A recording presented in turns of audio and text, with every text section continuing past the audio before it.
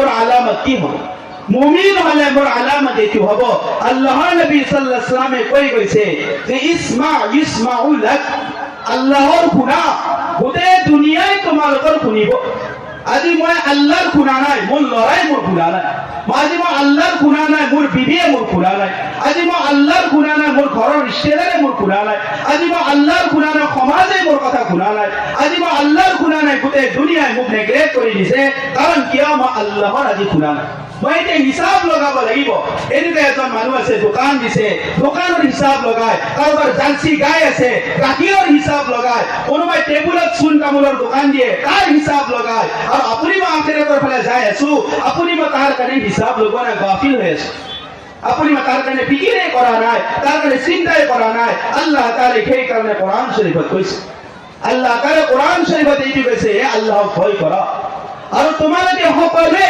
নিজে নিজক এইটো জাসুসি কৰি চোৱা বা মুহাসাবা কৰি চোৱা দেখি লোৱা যে কালি আখিৰাতৰ কাৰণে তোমালোকে কি পहुचाই দিছা কি আমল পहुचाইছা এইটো তোমালোকে কি কৰা জায়জা লোৱা ফিকিৰ কৰা ইয়া আইয়ুহাল্লাযীনা আমানু তাকুল্লাহ ওয়াল তানজুৰ নাফসুম মা কদ্দামাত লিগাদ তোমালোকে এইটো চাই লোৱা দেখি লোৱা যে কালি কিয়ামতৰ দিনা আখিৰাতৰ কাৰণে তোমালোকে কি পहुचाইছা কালি মুখ যেতিয়া নেকি ইন্তেকাল হৈ যোৱাৰ পিছত মুখ ঘৰৰ মানুহে ৰিশ্তেদাৰে গোসাল কৰাব কাফনৰ মাৰ্কিন পিন্ধোৱা হ'ব মোৰ লৰাই আগৰ চাঙিত ধৰিব মোৰ ভাই পিছফালে ধৰিব আৰু চকুৰ পানী মুছি মুছি মোক অট্টালিকাৰ পৰাই নিজৰ ঘৰৰ পৰাই নিজৰ বিল্ডিঙৰ পৰাই নিজৰ প্ৰপাৰ্টিৰ পৰাই বাহিৰ কৰি আনি জংগলত লৈ যাব আৰু সেই দিনৰ কাৰণে মই কি তৈয়াৰী কৰিছো মই কি ৰেডি কৰিছো কি আমল মই পहुচাইছো আল্লাহ তাআলাই মোক সেইটোই ক'ব বিচাৰিছে যে তুমি এবাৰ চোৱা চিন্তা ফিকিৰ কৰি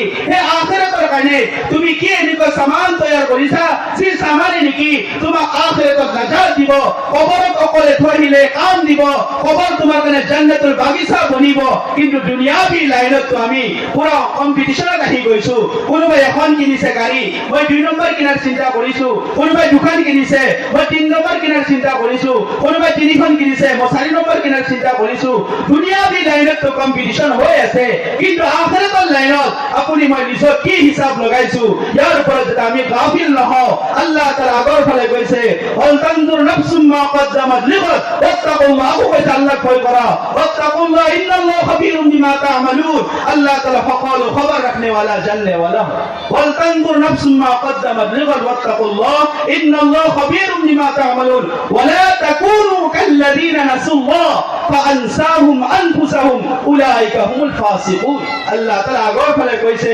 যে তোমালোকে এনেকুৱা ব্যক্তিসকলৰ নিচিনা নহব যিসকলে আল্লাহক পাহৰি গৈছে আৰু তেখেতসকলক মই এনেকুৱা বনাই দিম তেখেতসকলে নিজৰ জানকো পাহৰি যাব নিজৰ কথাও পাহৰি যাব আৰু তেখেতসকলে দুনিয়াত নষ্ট হৈ যাব আৰু সেইসকল কোন হ'ব সেইসকল ফাসিক হ'ব সেইসকল নাফৰমান হ'ব আৰু আল্লাহ তাআলা কৈছে জান্নাতৱালা আৰু জাহান্নামৱালা দুইজন বৰাবৰ নহয় আল্লাহ তাআলাই কৈছে যে আসল কামিয়াবি সেইসকলে হয় যিসকলে জান্নাত পहुঁচি গৈছে আল্লাহ তাআলাই কোরআনত পুরা আয়াতৰ দ্বাৰা আপোনাক বুজাই দিছে এতিয়া আপুনি মই চিন্তা কৰিব লাগিব যে মোৰ আখিৰাতৰ কাৰণে মই কি তৈয়াৰী কৰিছো কি লৈ গৈছো আজি মোৰ আখিৰাত পাবনাৰ কাৰণে আজি দুনিয়াত আলামত পোৱা গৈছে আল্লাহে মোৰ কথা কেনেকৈ মানিব কবৰত গলে মই কেনেকৈ বাচিব পাৰিম কাৰণ কি আজি মোৰ ঘৰৰ মানুহে মোৰ মানা নাই আল্লাহে যেতিয়া নেকি বান্দাৰ ওপৰত ৰাজি আৰু খুশি হয় আল্লাহ আসমানৰ পৰা এলান কৰি দিয়ে আৰু ফিৰিস্তাৱালে কোনে মহব্বত কৰা শুৰু কৰি দিয়ে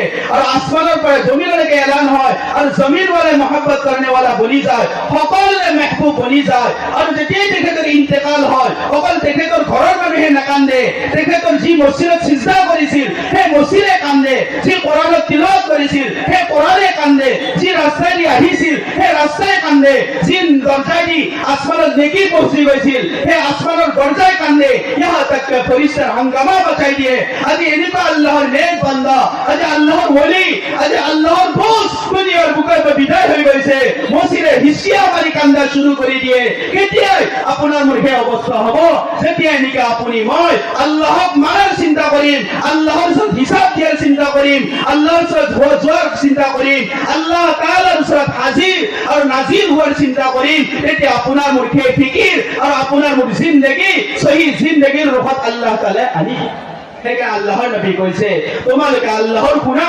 আল্লাহ তাআলা তোমালোকৰ শুনিব কিতাবত ৱাকিয়া লিখিছে ইব্ৰাহিম বিন আদম ৰহমাতুল্লাহ আলাইহি বহুত ডাঙৰ বুজুৰ্গ আছিল আৰু তেখেতে এদিনাখন কি কৰিছে এখন পাহাৰৰ ওচৰত ইশাৰা কৰি কৈ আছে যে তোমালোকে আল্লাহক মানা আৰু গোটেই দুনিয়াৰ বস্তুই তোমালোকক মানিব এই কথা তেখেতে কৈ আছে তেখেতে যেতিয়া নেকি এই কথা কৈছে তো কোৱাৰ সময়ত মানুহবিলাকে তেখেতৰ ফালে মুখাতাব হৈ আছে তেখেতে উদাহৰণ দি কৈছে তোমালোকে যেতিয়া আল্লাহক মানিবা এই পাহাৰ যি আছে এই পাহাৰত তোমালোকে ইংগিত দি দিবা ইশাৰা কৰি দিবা পাহাৰ চলা আৰম্ভ হৈ যাব এনেকুৱা অৱস্থাত দেখা পাইছে যে পাহাৰ লাহে লাহে চলা আৰম্ভ হৈছে এতিয়া ইব্ৰাহিম বিন আদমে কৈছে এই পাহাৰ মই তোমাক চলাৰ হুকুম কৰা নাই মই বুজোৱাৰ কাৰণে তোমাক ইংগিত দিছো আল্লাহ তাআলাৰ বান্দাই যেতিয়া নেকি আল্লাহক মানি লৈছে আল্লাহ তাআলাই নমুনা অৰ্থাৎ মিছাল দিওঁতে হৰকত কৰনে वाला বনাই দিছে এনেকুৱা ইব্ৰাহিম বিন আদম ৰহমাতুল্লাহ আলাইহি আৰু এটা ৱাকিয়া এনেকুৱা মশহুৰ হয় এবাৰ তেখেতে সাগৰৰ ওচৰত বহি আছে আৰু বহি বস্তা চিলাই কৰি আছিল তেখেতে এজন বহুত ডাঙৰ ৰজা আছিল বাদশাহ আছিল তেখেতে যেতিয়া এই হাদিস শুনিছে আল্লাহৰ শুনি লোৱা গোটেই দুনিয়াৰ মখলুক তোমাৰ খাতিম হৈ যাব এইটো কথা তেখেতৰ দিলত লাগি গ'ল আৰু তেখেতে বাদশাহীক ৰাজত্বক লাভ মাৰি তেখেতে গৰীবৰ নিচিনা জিন্দগী ইখতিয়াৰ কৰা শুৰু কৰি দিলে আৰু গৰীবৰ নিচিনা জিন্দগী যেতিয়া ইখতিয়াৰ কৰিলে তো কেইদিনমান পিছত তেখেতৰ সময়ৰ এজন বাদশাহে তেখেতক দেখা পালে ৰজাই দেখা পালে আৰু লগে লগে সুধিলে ইব্ৰাহিম তোমাৰ কি এনেকুৱা হৈ গ'ল তোমাক কি অন্ধই খাই পেলালে তুমি এনেকুৱা কি ধোকা কৰি গলা যি নেকি তুমি বাদশাহীৰ নিচিনা জিন্দগী এৰি তুমি কি কৰিলা ফকিৰৰ নিচিনা জিন্দগী লৈ লৈছা তেতিয়া তেখেতে কৈছে মই এনেকুৱা আল্লাহৰ লগত সম্পৰ্ক কৰি লৈছো যি আল্লাহক নেকি মই যেতিয়া যি কৈ দিওঁ সেই আল্লাহে মোৰ সেই কথা শুনে আৰু সেই কাম মোৰ কৰাই দিয়ে তাৰপিছত তেখেতে কৈছে আপুনিতো বাদশাহ হয় আপোনাৰতো বহুত চিপাহী আছে পুলিচ আছে আপুনি এটা কাম কৰক যে মোৰ যিটো বেজি মই বস্তা চিলাই আছো এই বেজিটো তেখেতে সাগৰত দলিয়াই দিয়ে আৰু বাদশাহক ক'লে আপোনাৰ চিপাহীৰ দ্বাৰাই আপুনি মোক সাগৰত পেলাই দিয়া বেজিটো উঠাই আনি দিয়া তেতিয়া নেকি তেখেতক সেইটো কথা কৈ দিলে তো কৈ দিয়াৰ পিছত তেখেতে কৈছে এইটো কাম অসম্ভৱ কেনেকৈ হ'ব তেখেতে কৈছে মই এনেকুৱা আল্লাহৰ লগত সম্পৰ্ক কৰিছো এই আল্লাহক যদি কৈ দিওঁ আল্লাহে খেলিকক কাম কৰাই দিব আৰু সেই মোতাবিক তেখেতে আল্লাহক কোৱা আৰম্ভ কৰিলে আল্লাহক কোৱা আৰম্ভ কৰাৰ পিছত আল্লাহ তাআলাই এনেকুৱা নিজাম বনালে সৰু সৰু মাছবিলাকে নিজৰ নিজৰ মুখত সোণাৰ বেজি লৈ লৈ সাগৰৰ চাইডলৈকে আহি গ'ল তেখেতে দেখা পালে আকৌ আল্লাহক কৈছে আল্লাহ মই সোণাৰ বেজি বিচৰা নাই মই পেলাই দিয়া বেজি মোক লাগে আৰু এটা মাছে তেখেতে পেলাই দিয়া বেজি লৈ আহি ওচৰত আহি গৈছে তো মুহতাৰাম দোস্ত বুজুৰ্গ হযৰত ওমৰ ফাৰুক ৰাদিয়াল্লাহু আনহু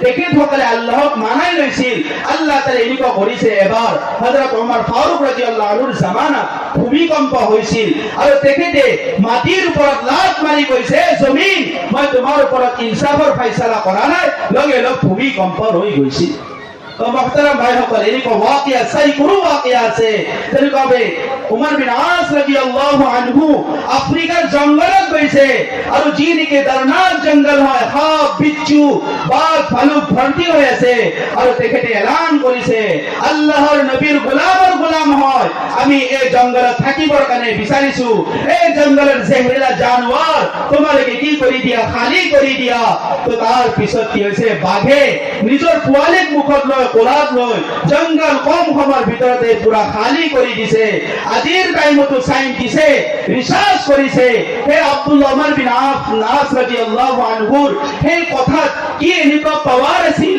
কি এনেকুৱা কাশিশ আছিল যে বাঘে জীৱ জন্তুই সকলো জংগল খালি কৰি দিছে এনেকুৱা কি শক্তি আছিল যি নেকি তেখেতৰ আৱাজত পুৰা জংগল খালি কৰি দিয়া হৈছে কিতাপত লিখিছে যদি সেই জংগলৰ জানোৱাৰ বিলাকে খালি নকৰিলেহে সাহাবাই এক বছৰো তাত পুৰা কোশিশ কৰিলে খালি কৰিব নোৱাৰিলেহে কিন্তু এটা আৱাজত আল্লাহ তাআলা এনেকুৱা পাৱাৰ দিছে যিটো আৱাজত নেকি সকলো বস্তু ৰৈ গৈছে ঠিক তেনেকুৱাকে হযৰত ওমৰ ফাৰুক ৰাদিয়াল্লাহু আনহু তেতিয়া নেকি মিছৰৰ গভৰ্ণৰ বনাই ওমৰ বিন আস ৰাদিয়াল্লাহু আনহু পঠাইছিল তাত এটা দৰিয়া আছে যিটো দৰিয়াৰ নেকি পানী শুকাই যায় পানী শেষ হৈ যায় কিন্তু চিষ্টেম এটো হয় তাত এজনী ল'ৰা বা ছোৱালী কি কৰিব লাগে বলি দিব লাগে তাৰ পিছত আকৌ পানী জাৰি হৈ যায় এইটো চৰ্গিত চলি আছে উমৰ বিন আস ৰাদিয়াল্লাহু আনহু উমৰ ফাৰুক ৰাদিয়াল্লাহু আনহু চিঠি লিখিছে যে ইয়াত এনেকুৱা নিয়ম হয়, এটা তৰিকা হয়, বছৰত পানী শুকাই যায়, বলি দিব লাগে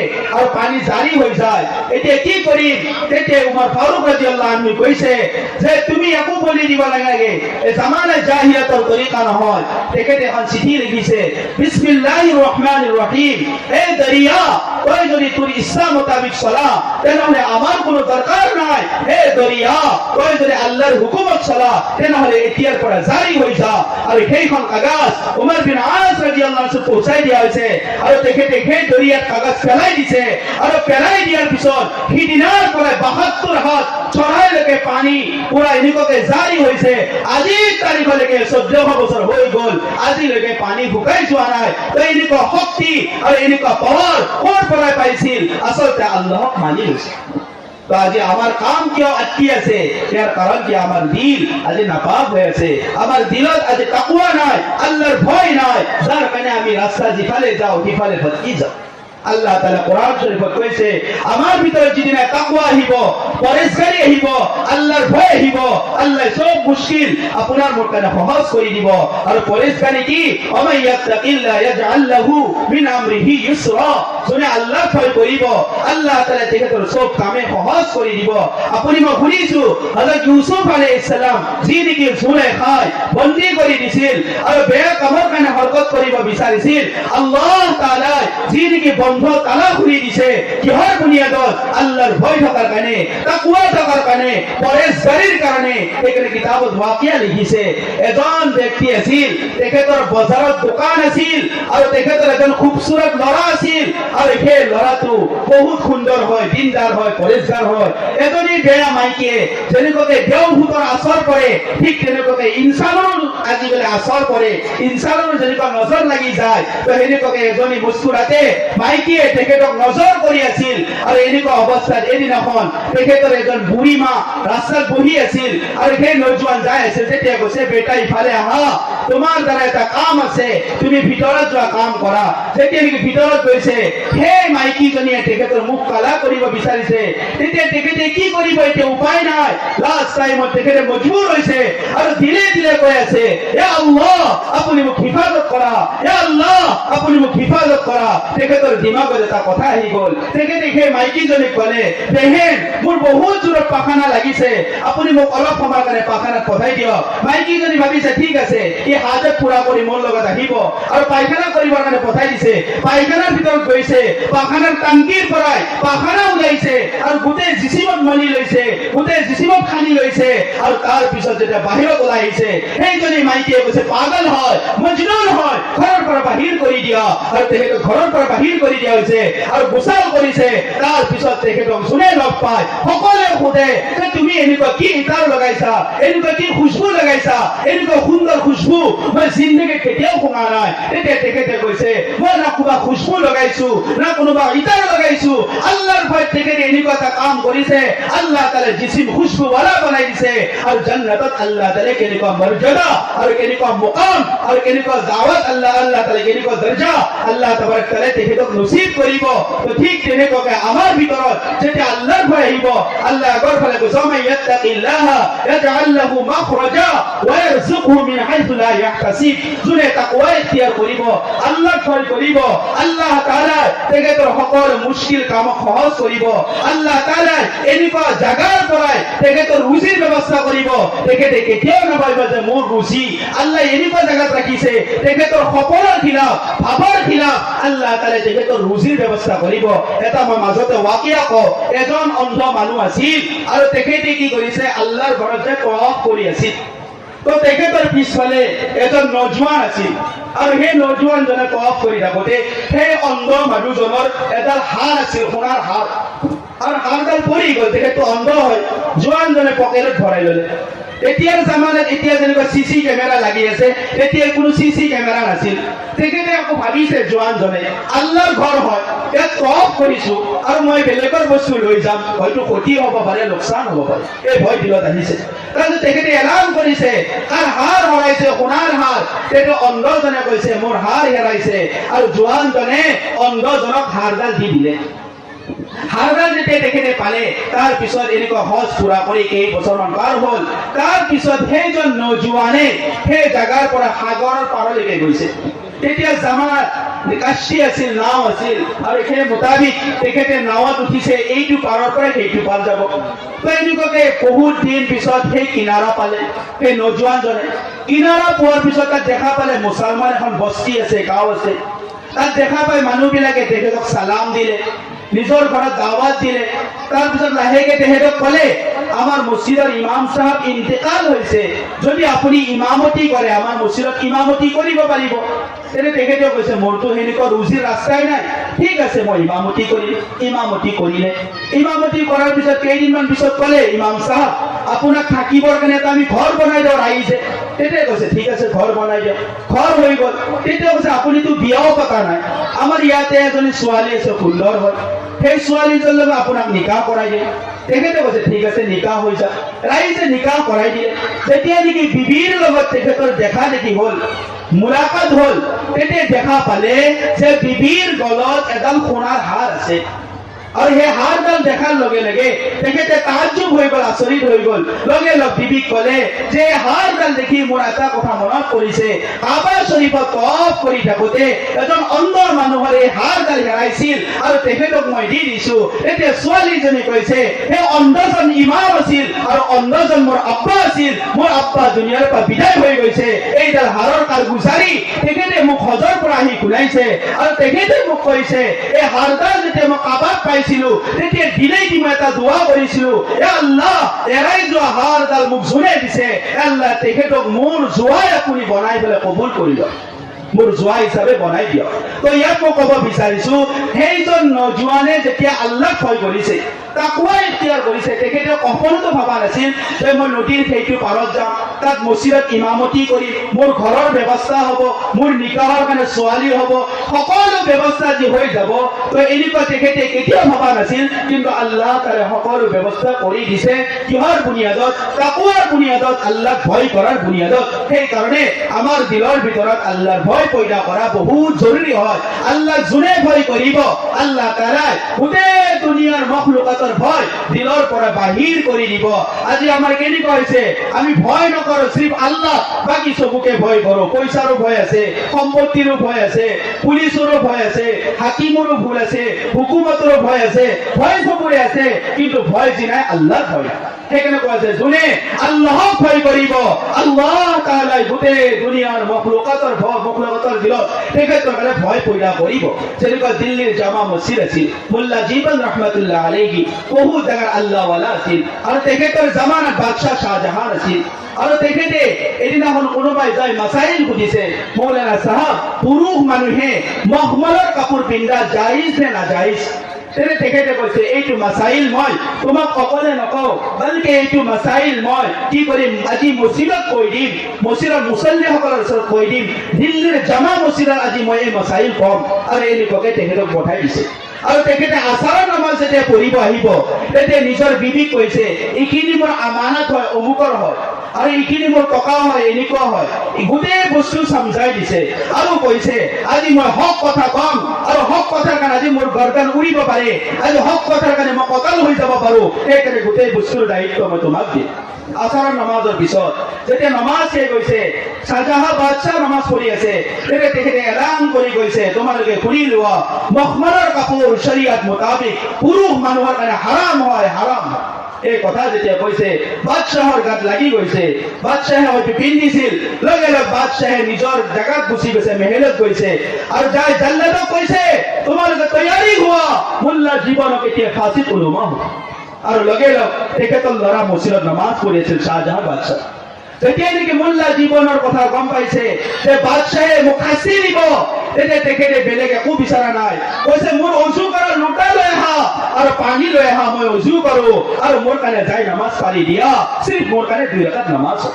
যেতিয়া নেকি শ্বাহজাহানৰ বাদশাহে দেখা পাইছে যে তেখেতৰ নামাজ পঢ়াৰ কাৰণে মুল্লা জীৱনে উজু কৰিছে, লগে লগ ঘৰত দৌৰিছে, আৰু দৌৰি বাপেকক কৈছে, আব্বাজান আব্বাজান আপুনি জলদি আহক আৰু মুল্লা জীৱনক মাফ খুজক। আপুনি যদি মুল্লা জীৱনৰ লগত চেলেঞ্জ কৰিছে, আপোনাৰ খানদান আৰু আপোনাৰ নসলৰ পৰাই আল্লাহ তাআলা বাদশাহে তেওঁক লাত মাৰি দলিয়াই দিয়ে।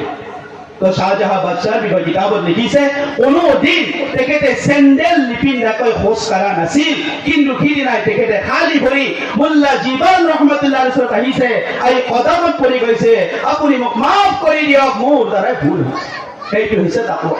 সেইটোৱে আমি বিচাৰিছো আমাৰ দিলত যদি সেই তাকৱা আহে, আপোনাৰ মোৰ কথা, আপোনাৰ মোৰ সুন্নতৰ ওপৰত এনেকুৱা পাৱাৰ আহে যি নেকি গোটেই দুনিয়াই কঁপি থাকে।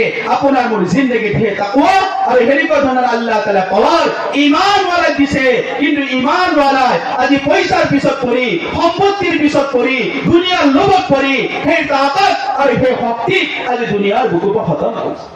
সেইকাৰণে মহতাৰাম মোৰ ভাইসকল, এই সকলোবোৰ বস্তু দুনিয়াৰ বুকত মজবুতি কৰাৰ কাৰণে আমাৰ আচল কেইলাই হৈছে মাদ্ৰাসা।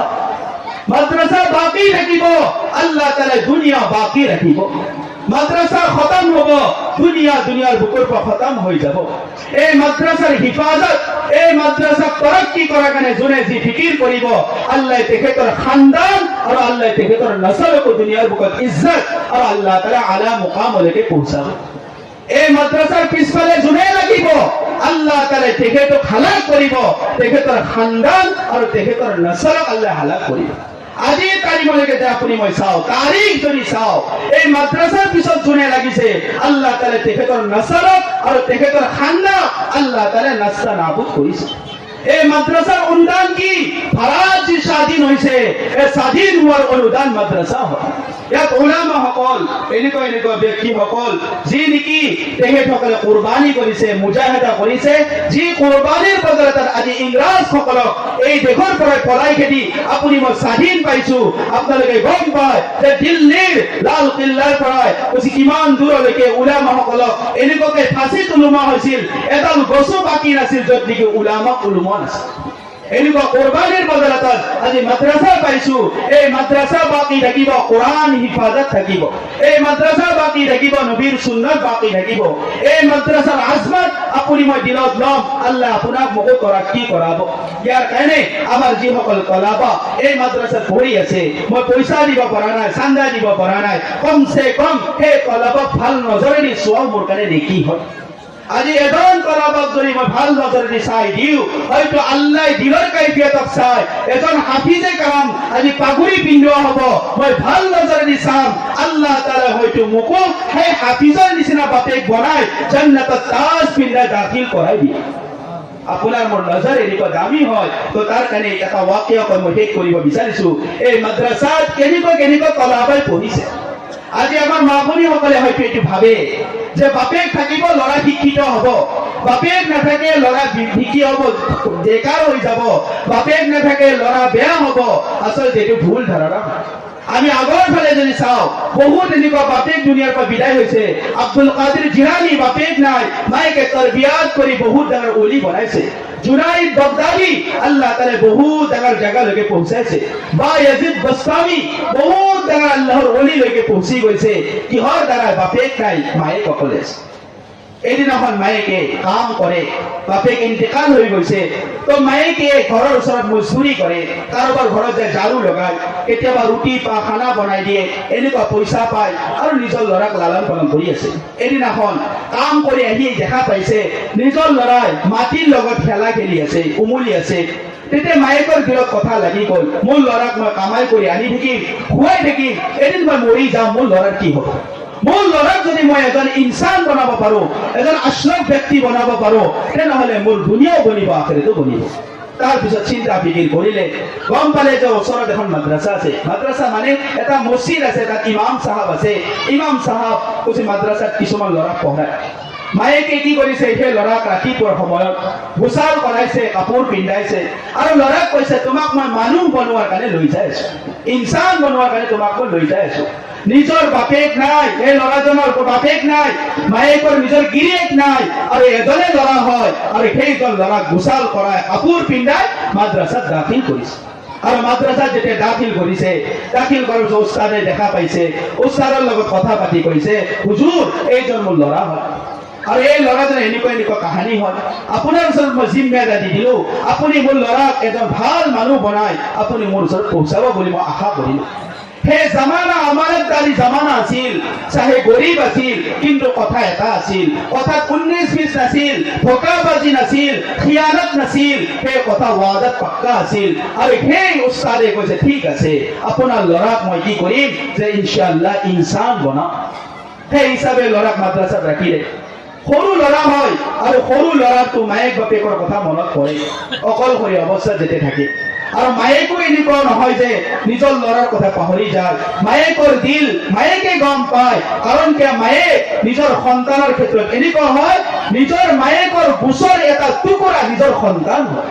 সেইকাৰণে বাপেকতকৈ বেছি মাহবুব আৰু মহাব্বত মায়েকৰ দিলত আছে। বাপেকে যিমান ভাল পায় তাতকৈ বেছি মায়েকে বেছি মহাব্বত কৰে। আৰু সেই হিচাপে মায়েকে অকলশৰীয়া অৱস্থা লৈ লৈছে আৰু ল'ৰাক মাদ্ৰাছাত দি দিছে। কেইদিনমান পিছত ল'ৰাই মাদ্ৰাছাত থাকি থাকি মায়েকৰ কথা মনত পৰিল, বাপেকটো নাই। যেতিয়া হুজুৰৰ ওচৰত যাই কৈছে, যেদিনা মাদ্ৰাছা বিলাকত এটা ৰাতি আহে জুমেৰাত বুলি কোৱা হয়, বৃহস্পতিবাৰ, সেই ৰাতিটো মাদ্ৰাছাত পঢ়া কলাবৰ কাৰণে এনেকুৱা লাগে যেনেকুৱা ঈদৰ ৰাতি হয়। কেতিয়ালৈকে লাগে? জুম্মাৰ নমাজৰ আচৰলৈকে লাগে। ইয়াৰ পিছত আকৌ পঢ়িব লাগে, আকৌ টেনচন বিলাক আহি যায়। তো সেনেকুৱা এটা ৰাতি আহি গ'ল, ল'ৰাও খেল ধূলাত লাগি আছে, মনত পৰিছে হঠাৎ মোৰ আম্মাৰ কথা মনত পৰিছে, মই এতিয়া আম্মাক এবাৰ চাব বিচাৰো, এনেকুৱাকে মনত বাৰ বাৰ আহি আছে। তেতিয়া সেই ল'ৰাজনে যায় হুজুৰক কৈছে, হুজুৰ মোৰ আম্মাৰ কথা মনত পৰিছে, মই অলপ সময়ৰ কাৰণে ঘৰত যাব বিচাৰো, আকৌ আম্মাক দেখা কৰি আকৌ আহি যাম। হুজুৰৰ সেইটো কথা মনত পৰিছে, মায়েকেতো মোৰ তাত আমানত দি থৈ গৈছে, কোনোদিন যাব মানা কৰিছে, মই কেনেকে পঠাম? হুজুৰে এটা এনেকুৱা ধৰণৰ হিকমত ব্যৱহাৰ কৰিছে। হুজুৰে কেনেকৈ হিকমত ব্যৱহাৰ কৰিছে? হুজুৰে কৈছে ঠিক আছে, তোমাক মই ঘৰত যাব দিম, কিন্তু এটা কথা চৰ্ত আছে, তুমি মোক 6-7 দিনৰ পহৰা এক লগত শুনাব লাগিব, তেতিয়া যদি তুমি পাৰা তেনেহলে মই তোমাক ছুটি দিম। তো হুজুৰৰ সেইটো কথাক মানি ললে, আৰু মানি লৈ সৰু ল'ৰা হয়, আৰু সেই ল'ৰাই মছজিদৰ মেম্বাৰৰ ওচৰত বহিছে, আৰু বহি হাত উঠাই দোৱা কৰি আল্লাহক কৈ আছে, এ আল্লাহ মোৰ আব্বা নাই, মোৰ আম্মা আছে, আম্মাক চাব মই ইচ্ছা কৰো, মোৰ হুজুৰে মোক সবক ইয়াত কৰিব দিছে, এ আল্লাহ আপুনি মোৰ সবক ইয়াত কৰাই দিয়ক। সৰু নাবালিক বাচ্চাই যেতিয়া নেকি দিৰৰ পৰাই আল্লাহৰ ওচৰত হাত উঠাইছে, আল্লাহৰ আসমান কাহৰল মচি গৈছে, আল্লাহ তাআলাই হেনেকুৱা শক্তি সেইজন তলাবাক দি দিছে। আৰু দিয়াৰ পিছত সেইজন তলাবাই সবক পুৰা ইয়াদ কৰিছে। হুজুৰক যেতিয়া শুনাব গৈছে, হুজুৰে এইটো টাৰ্গেটত আছে, যদি এটা ভুল হৈ যায়, দাড়ি কমা ভুল হৈ যায়, ইয়াক ৱাপছ কৰি দিম, আকৌ ভালকৈ ইয়াক কৰিব দিম, কিবা ইয়াক ৰাখিব লাগিব। কিন্তু ল'ৰাই আল্লাহৰ ফজলত এনেকুৱাকে পহৰা শুনাইছে, এটা কমি হ'ব দিয়া নাই। উস্তাদ মজবুৰ হয়, লাষ্ট টাইমত কৈছে, বেটা তুমি যোৱা কিন্তু জলদি আহিবা। ল'ৰাই ঘৰত গৈছে আচাৰৰ পিছত, আৰু যাই পথাৰৰ মাজে মাজে ঘৰত অকলে যাই আছে। আৰু যেতিয়া মাগৰিবৰ আজানৰ সময় হৈছে, তেতিয়া মায়েকে ঘৰত মাগৰিবৰ নামাজ পঢ়াৰ কাৰণে উজু কৰি আছে। তেতিয়া ল'ৰা, সৰু ল'ৰা, মাছুম ল'ৰা, নাবালিক ল'ৰা দৰজা খটখটাই দিছে। তেতিয়া সুধিছে কোন? কৈছে মই বায়েজিদ হয়। মায়েক কেনেকুৱা মায়েক হ'ব? সেই মায়েকে ভিতৰৰ পৰা কৈছে, কোন বায়েজিদ? মইতো বায়েজিদক চিনি নাপাওঁ, মোৰ বায়েজিদটো মাদ্ৰাছাত আছে, তুমি কোন বায়েজিদ? তুমিতো বায়েজিদ নহয়। তেতিয়া ল'ৰাই কৈছে, আম্মা মই মাদ্ৰাছাত থকা বায়েজিদ হয়। মায়েকে কৈছে, নহয় মইতো হুজুৰক আমানত দি আহিছো, তুমি কেতিয়াও আহিব নোৱাৰা। মায়েকে তেতিয়া বাৰ বাৰ এনেকুৱা টাইট শব্দ কৈ আছে, কয় যিবিলাক মাদ্ৰাছাত তলাবা পঢ়ে সেই মায়েক বিলাকৰো মাগৰিবৰ পিছত সেইখিনি সময়ত নিজৰ কথা, নিজৰ ল'ৰাৰ কথা বহুত মনত পৰে, বহুত মাকে কান্দিও থাকে। আৰু সেই হিচাপে ল'ৰাবিলাকৰো সেই মুহূৰ্তত ঘৰৰ কথা মনত পৰে। আৰু এনেকুৱা মুহূৰ্তত সেইজন ল'ৰাই যেতিয়া দৰজা খটখটাই আছে, মায়েকে কোনো পধ্যে দৰজা খুলি দিয়া নাই, আৰু ল'ৰাই কি কৰিছে, ঘৰৰ পৰাই আকৌ মাদ্ৰাছা আহি আছে। তো সেই জামানাত ফোন নাছিল, নিগৰানী কৰাৰ কাৰণে ঘৰত কোনো মানুহ নাছিল, কিন্তু মায়েকৰ বিশ্বাস আল্লাহৰ ওপৰত আছিল। মাগৰিবৰ নামাজৰ পিছত সিজদাত পৰি মায়েকে কান্দি কান্দি আল্লাহক কৈ আছে, এ আল্লাহ মোৰ নাবালিক বাচ্চা অকলে আহিছিল, আৰু পথাৰৰ মাজে মাজে আহিছে, আৰু মাদ্ৰাছাবোৰ ঘৰত আহিছিল, কিন্তু মই তাক এই কাৰণে ঘুমাব দিয়া নাই, তাক যদি মহাব্বত দি দিওঁ তাৰ জিন্দগী আন্ধেৰা হৈ যাব। এ আল্লাহ আপোনাৰ দিন শিকাৰ কাৰণে মই কুৰবানী কৰিছো, এ আল্লাহ আপুনি সহি সালামত মোৰ সন্তানক আপুনি মাদ্ৰাছাত পৌঁছাই। মায়ে কৈ সিজদাত এনেকুৱা দোয়া কৰি আছে আল্লাহৰ ফজলত মাদ্ৰাসা পहुঁচি গৈছে আৰু এনেকুৱাকে তালিম হাসিল কৰি এটা সময় এনেকুৱা হৈছে আল্লাহ তাআলা এনেকুৱা উপযুক্ত আলিম হাফিজ বা আমল বনাই দিছে আৰু লৰাই যিদিনা নেকি মাদ্ৰাসাৰ পৰা আহিব সেই মুহূৰ্তত উস্তাদে সপোনত আল্লাহৰ নবীক দেখা পাইছে আল্লাহ নবী সাল্লাল্লাহু আলাইহি ওয়াসাল্লাম উস্তাদে মুহতাৰামক কৈছে যে তুমি মোৰ বায়জিদক ইলমে জাহিৰ শিকাই দিলা ইলমে বাতিনো দি দিয়া আৰু তুমি তেখেতক ইজাজত দি দিয়া দিনী খিদমত যাতে তেখেতে ঘৰত যাই কৰে উস্তাদে ৰাতিৰ সময়ত সপোন দেখি ৰুমত দৌৰি আহিছে আৰু সেই বায়জিদে সেই সময়ত তাহাজ্জুদ কৰি আল্লাহৰ লগত কানেকশ্যন কৰি আছে উস্তাদে বাহিৰত ৰৈ আছে যেতিয়া বাহিৰ হৈছে উস্তাদে মুসাফা কৰিছে আৰু গলে মুলাকাত কৰি কৈছে মোৰ মৰমৰ বায়জিদ তোমাক মই ইলমে জাহিৰ দিলো আৰু ইলমে বাতিনো দিলো তুমি যোৱা আৰু দিনৰ খিদমত তুমি কৰা আৰু এই হিচাপে বিদায় দি দিলে মায়েকে বহুত দিনৰ পৰা অপেক্ষা অৰ্থাৎ ইন্তজাৰ কৰি ৰৈ আছিল যে মোৰ আজি এনেকুৱা ইয়াতিম